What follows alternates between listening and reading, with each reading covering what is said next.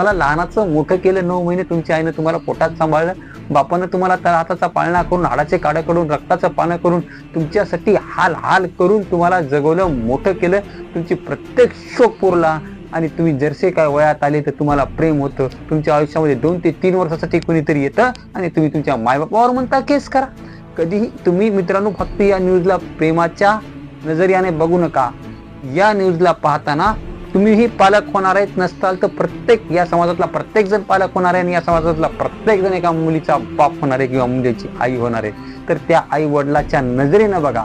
मी त्या मुलाला मारलं त्याचं समर्थन कधीही करत नाही, पण मित्रांनो ही जी घटना घडलेली आहे याचा एवढा उद्रेक करण्याची काहीच गरज नाही, कारण की आपण आपल्या युवा पिढीला कुठे नेऊन चलवत.